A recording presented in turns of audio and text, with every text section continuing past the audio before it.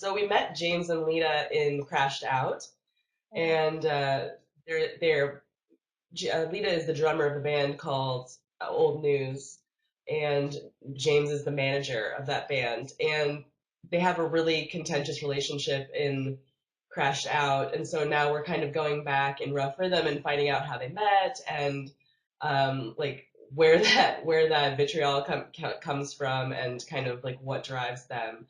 And then we flash forward to the present and see how they work it out. And it's there's a lot of fireworks. It's really Ooh. sexy, um, and I think it's pretty edgy compared to what I've done before. So I'm really excited about it. Yeah, it's weird. It seems like most of my books are kind of they come to me with one scene, and like I have that one scene to go on, and then I Yeah. build the book around it. Oh. And I just had this story or this image of this girl, this homeless girl in like a swanky Los Angeles lounge, and hungry and not knowing where to go, and then this man sees her and decides to help her, but he's going through something of his own, and they kind of clash, and that night spurs like 4 years of intense guilt on his Mm. part.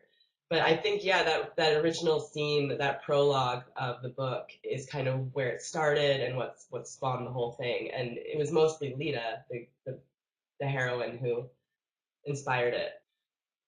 Well, I wrote a couple of books in my early 20s that I kind of didn't know what I was doing. That there was no like genre, and the word count was all over the place, and I just didn't know what I was doing. And Okay. so, 8 years passed, and Right. I had a child, and then Hurricane Sandy happened, and my husband was out of work for 6 weeks, and Mm. I had been home with the baby for a year. And I was like, I just need an outlet for myself. I need to do something for me.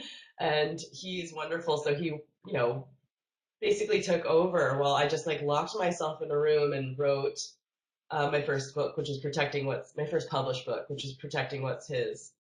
And I think a lot of that stemmed from just like fear, fear of not having something for my daughter to be proud of me about. I Mm. wanted to.